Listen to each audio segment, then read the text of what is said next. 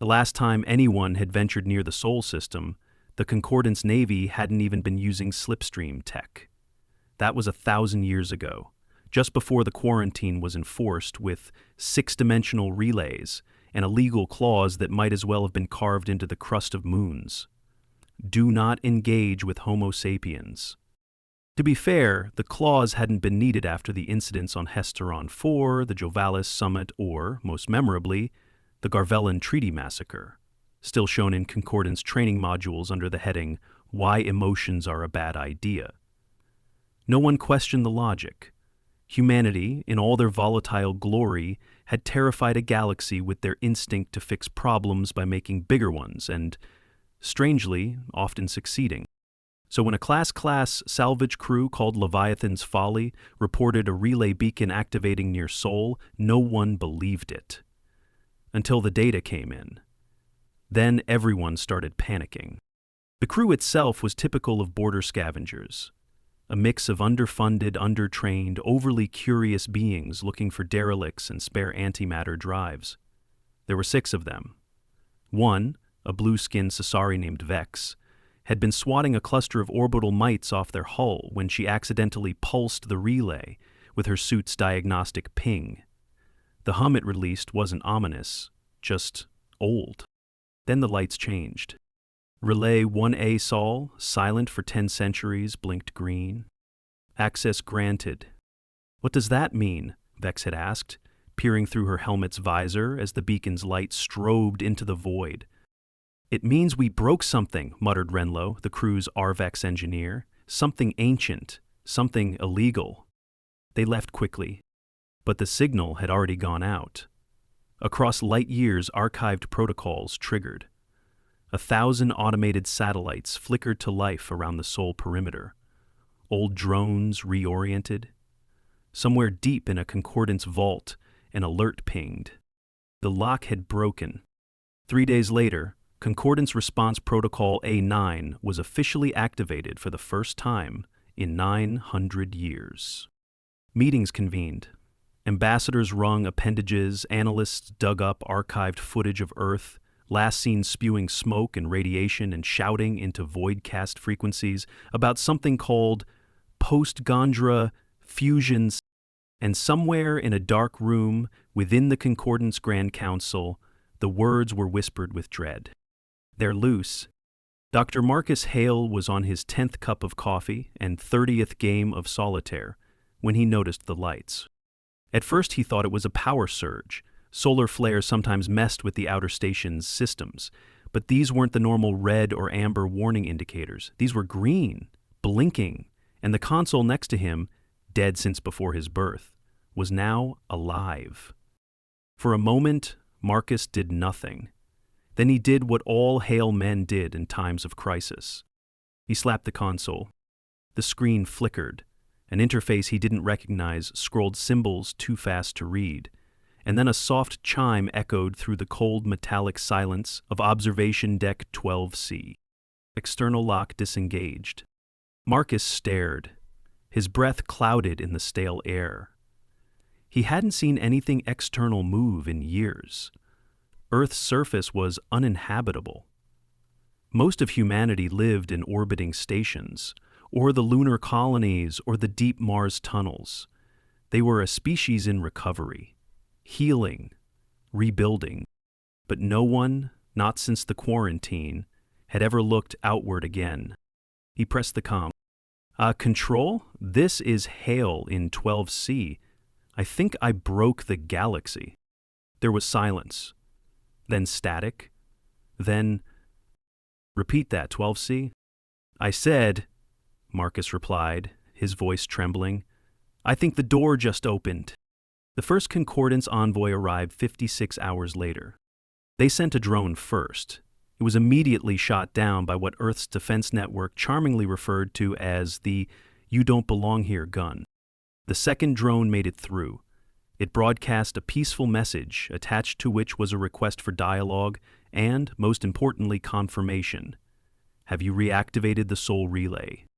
The message was picked up by several outposts. The response was mixed. From Mars Command, stand by. From Lunar Central, We're working on it. From Earth's orbital station, oh no. And from Marcus Hale, because he'd copied the message to his personal inbox out of sheer habit, I didn't mean to. At the end of the week, Earth was buzzing with comms traffic for the first time in centuries. Ships launched. Stations lit up. And a single Concordance scout vessel entered the system under the command of Legate Sozin Parr, who'd volunteered for the mission with the bravery of someone who didn't read the fine print. He was met by a diplomatic shuttle, human-made, rusty, leaking something that shouldn't be leaking. It docked anyway, and out stepped a man in a wrinkled jumpsuit with a patched-up sleeve and a grin that made Sozin rethink his career. "Hi there," said Marcus, extending a hand. "Name's Marcus Hale. You must be new." Sozin did not shake the hand. He did not smile. He scanned Marcus twice, confirmed his species, and then checked the legal documentation one last time. "You are not authorized to exit the quarantine zone," Sozin said flatly. "Well, technically," Marcus replied, "the quarantine zone doesn't exist anymore. You activated the relay." "I pushed a button," Marcus said. "Not even a good one. It was sticky." Sozin hesitated. "You pushed a button." "That's right." The Legao took a long breath through whatever mechanism he used for breathing. "Do you know what you've done?" "Oh, absolutely not," Marcus beamed, "but the coffee machine started working again, so I figured it couldn't be all bad." Sozin stared at him. Marcus kept smiling. It was at that moment, Concordance history would later note, that the galaxy truly understood it had made a mistake. The floodgates, once opened, didn't just swing wide, they burst. Within 2 weeks, exploratory shuttles were launching toward Proxima and Tau Ceti. The Lunar Syndicate rebooted its deep void mining ops. Martian scientists began trading data with confused alien researchers who had never heard of duct tape and were now irrevocably obsessed. And every news channel in the Concordance was showing looped footage of Marcus Hale shaking hands with Sozin Parr, with captions that varied wildly depending on the broadcaster. "Maniac unleashes Earth." "Quarantine violation, human detected." "Human smiles." "Entire room." Uncomfortable. More disturbing than their reappearance was their attitude. They weren't angry. They weren't resentful. They were excited. Like a species getting ready to attend a party they weren't invited to but had decided to host anyway. And worst of all, they were organized. Sort of. By the 3rd week, Earth had launched 12 ambassadorial missions, though calling them ambassadorial was generous. Most were helmed by engineers, medics, or former chefs. The theory, as explained by one project lead, was simple. Send someone who can fix something, cook something, or talk someone down. Bonus points if they can do all three. One of these ships, the Argonaut, reached a Concordance outpost orbiting Vexus Prime, a tidy trade hub notorious for its adherence to diplomatic protocol. The arrival of a human vessel, a cobbled-together blend of Martian alloy and outdated lunar navtech, caused minor panic. When it parked upside down in a landing corridor and sent a greeting that simply read, "Hope this is okay, we're still learning," the panic deepened. What followed was a summit. Not the kind with banners and polished translators. This one took place in a utility bay filled with crates of replacement air filters and one curious janitor bot named Clicks, who refused to leave. Dr. Joanna Brooks, Argonaut's pilot and lead mechanic, stood before 6 Concordance delegates with a cup of instant noodles in one hand and a schematic of the Sol relay in the other. "So," she said, pointing at the relay printout, "this is what triggered the unlock sequence. Turns out someone coded in a handshake protocol that expires after 1,000 years. Classic dead man switch logic. When it hit 0, it sent a ping. That's what the salvage crew caught. The delegates, mostly arboreal or aquatic species with complicated rules about eye contact and hand gestures, said nothing." Joanna slurped her noodles. "So it wasn't sabotage," said the Zentari representative, voice modulated through a translator unit. "It was scheduled?" "More like a forgotten snooze alarm," Joanna replied. "Someone expected to be back before the timer ran out. Only no one did. Because, you know," she gestured vaguely, wars, collapses, and a Yelithin observer, all translucent fronds and bioelectric pulses, shimmered a doubtful shade of orange.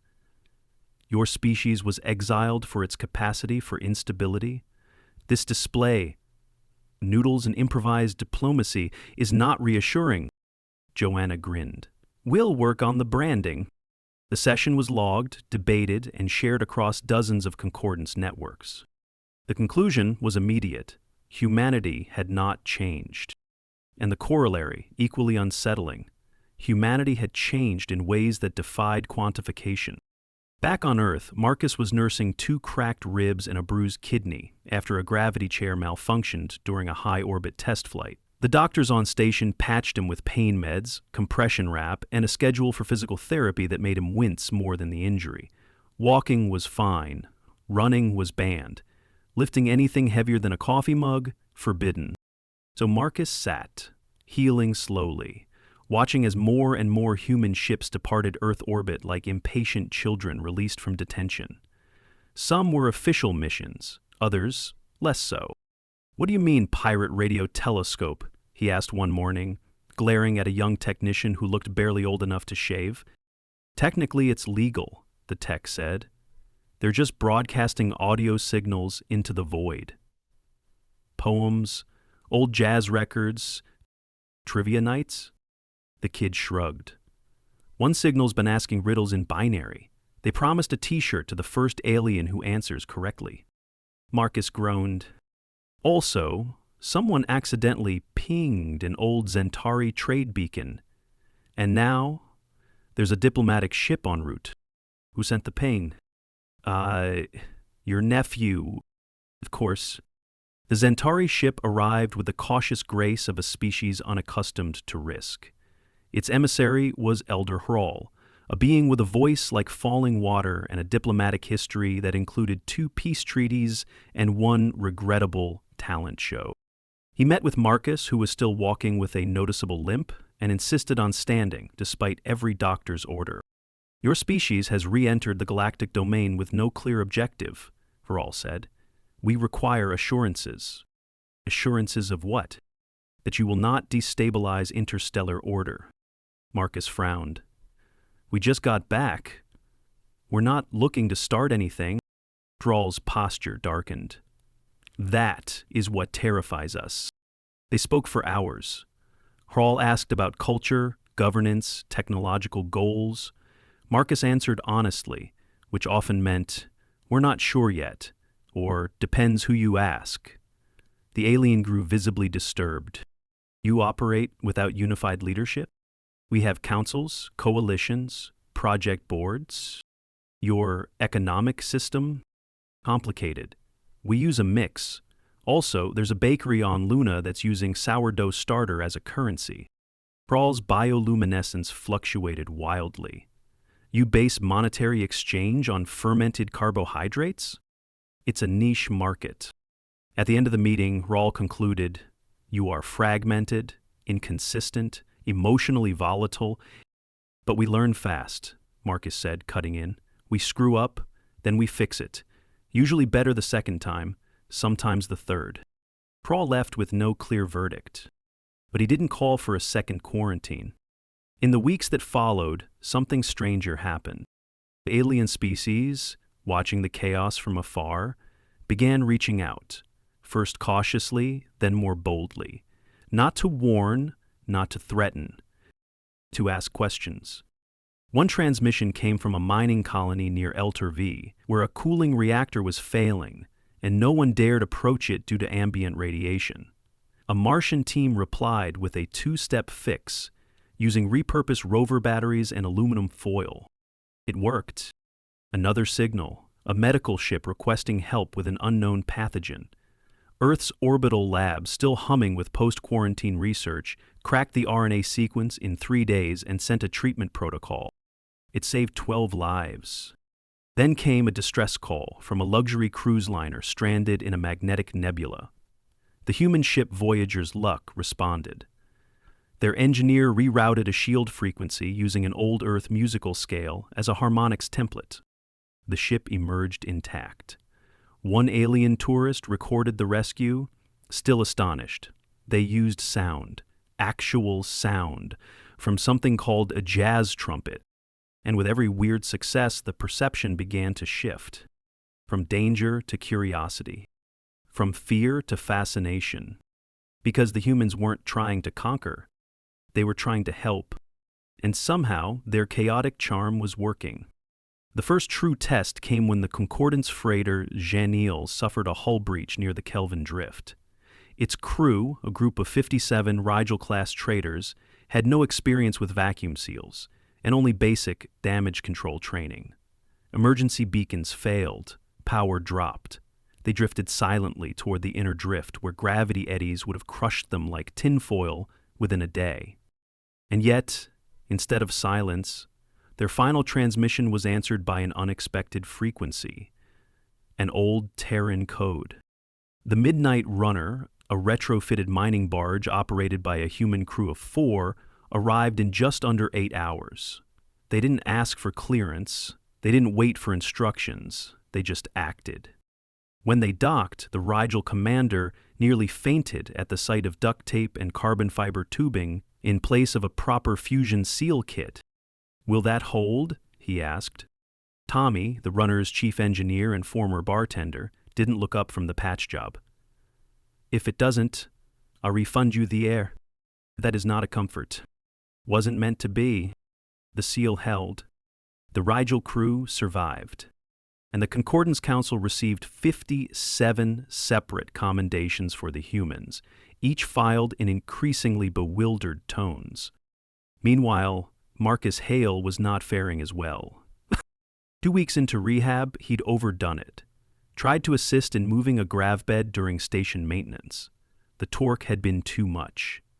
A twinge. Then a pop. A pulled muscle and re-injured rib, confirmed after a slow scan and some painful poking. He was confined to medical for another month. No exceptions. "Movement is minimal," the doctor warned, adjusting his med wrap. "And don't get clever about meds. Your liver's still catching up." Marcus didn't argue. The pain wasn't heroic. It was frustrating, humbling. A reminder that he wasn't the man who had bounced through zero-G corridors in his youth, but a man who had tripped over his own enthusiasm. Yet the messages didn't stop. Aliens wanted advice on building filtration systems, on forming dispute councils, on revamping their education using Earth's open-source networks. A Lilithan diplomat had even started translating Shakespeare into light pulses and sending performance samples. Marcus replied when he could, with the gentle patience of a man forced to sit still while the world turned. He watched the feeds every night, drinking decaf coffee and clutching a heat pack like it was a trophy, and in that quiet, he realized something. This wasn't about fear anymore. It was about influence. And humans, messy, breakable, brilliant humans, were becoming indispensable. Not everyone liked it. The Talari Dominion filed a formal complaint with the Concordance, arguing that humanity's methods were unscientific, unregulated, and culturally corrosive. "They fixed one reactor with chewing gum," the Talari ambassador ranted, "and now children are learning Earth songs in classrooms, songs with no rhythm." Others followed suit. The Kivarn trade bloc requested a moratorium on Terran involvement in frontier systems. The Othan Collective launched a survey titled, "Is Humanity a Cultural Threat?" It received 7 billion responses in its first hour, half of them from humans. Still, the tide could not be stopped, especially not after the Eltani plague. The virus had erupted in the deep rifts airborne, fast-moving, lethal within 4 days. The Eltani had advanced medical AI, but no human biology references. A single Martian virologist named Dr. Priya Mercer uploaded her entire lab's immunology library, 400 years of Earth pandemics, vaccines, and messy trial-and-error breakthroughs. She stayed on a comm channel for 27 hours straight, walking Eltani researchers through her protocols. In the end, they developed a vaccine in under a week. Concordance leadership convened again, quietly, nervously. They reviewed footage of Earth, of lunar clinics dispatching aid, of Martian programmers assisting with Starliner logistics. Then, reluctantly, they drafted a proposal. Initiate Phase O reintegration of the Terran species into Concordance affairs. It was never intended to pass. But when the vote came, the margin was razor thin. And the deciding vote? Bigate Sozen Par, who after long consideration said only, "I shook his hand." So, it happened. Not a parade, not fireworks, just a quiet broadcast from the Council Corps. Effective immediately, humanity's provisional quarantine status is lifted. Terran representatives are invited to submit for full concordance membership review. The message hit Earth at noon Standard Time. Marcus was in the medical bay, struggling to open a bottle of water with his left hand. When the news reached him, he didn't cheer, he didn't cry. He just looked out the viewport, at the blue curve of Earth below, and he whispered, "Well, I'll be damned." Within hours, networks lit up. Parties broke out across Luna and Mars. Jovian colonies hosted zero-G dances. A station near Neptune projected fireworks in ultraviolet for the passing Zentari ships. The moment was shared, recorded, cherished. Not because humanity was back, but because, for the first time, they had been invited. The new ambassadorial ship was christened Unity Flame. It wasn't sleek, it wasn't fast, but it was built by 12 colonies together. And on its hull, painted in bold letters, were the words, "We're listening now." The Unity Flame departed Earth orbit with little fanfare, its engine humming low and steady. Inside, the crew ran final diagnostics. Most of them too young to remember a time before the relay blinked green. For them, the stars weren't forbidden, they were overdue. Marcus Hale was not on that ship. He was still on Earth, in his third week of full mobility, still doing rehab 3 times a day and walking with a slight hitch. His ribs had mended, but his back still barked if he moved too fast. And yet, he'd never felt more upright in his life. Instead, he watched the launch from his usual seat in the orbital observatory, coffee in hand, pain meds in pocket. Beside him sat Hrawl, the Zentari elder, cloaked in silvery folds of biometal and carrying what looked suspiciously like a knitted scarf. "It was made by your station's textile club," Hrawl said, presenting the item. "I find the concept of voluntary nodding both soothing and inefficient." Marcus accepted it with a nod. That's how most of us feel about our government. They watch the ship disappear into the stars. "Your people are unpredictable," Hrawl said. "You change direction mid-conversation. You disassemble working machines to see how they fail. You fought over ideas, words, resources, and now you offer help to those who once exiled you." Marcus didn't smile. "And you still think letting us out was a mistake?" Hrawl's fronds flickered softly. "I think it was an inevitability." Silence settled between them. Beyond the glass, Earth turned slowly, blue and green and stubborn as ever. "You had time," Hrawl added, "to reflect, to fracture, to unify. No other species received that much enforced introspection. It changed you." "Did it?" Marcus asked, eyes never leaving the stars. "You're still asking that question," Hrawl said almost gently. "That's what changed. Within 2 months, human delegations had visited 7 concordance systems. Their reception varied from cautious nods to full-blown civic holidays. A human digital medical scanner had made its way into Zentari clinics. Mars engineers co-developed a containment field for unstable wormholes with the Talari, a project so complex it nearly redivided the design team over decimal formatting. And then there was the matter of the Arbiter Convocations. A summit held once a century. The convocation was a ceremonial affair where major concordance members renewed trade compacts, airspace agreements, and civil exchange policies. It had never included Earth. Until now. The invitation was formal, delivered via hyperspace drone, and wrapped in a shimmering protein film that triggered the reader's language center directly. It read, "We acknowledge your return. You are invited to speak. Limit 1 representative. 10 minutes. The Earth Assembly argued for days. Eventually, the delegation agreed Marcus Hale would speak. He was flown up in a modified passenger vessel, gently pressurized for his still-healing body.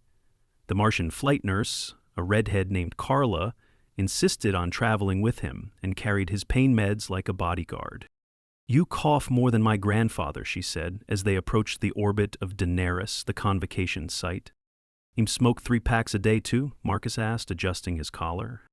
"Only when nervous." "Ah, family resemblance." She patted his shoulder. "Try not to terrify them." "I'll do my best," he said, "but I make no promises." The convocation amphitheater floated above the silvered skies of Daenerys, an architectural marvel shaped like an open flower.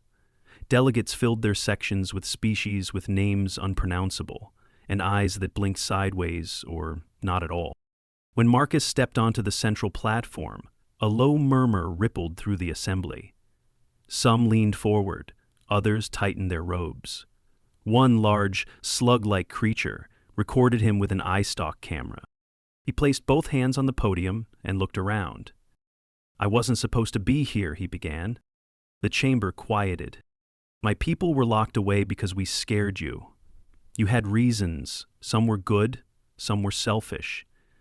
We didn't help our case. We were loud, we were fractured, and when you left us alone, we broke down. Then we built up. Then we broke again. That cycle, over and over." He paused, breathing slowly. The rib twinged. He ignored it. "But in isolation, we discovered something. Not just how to survive. We remembered how to adapt, to try, to fail better. That's what we're good at. Not perfection, not stability, but reinvention." He looked up, catching eyes across the chamber. "We're not perfect, we know that.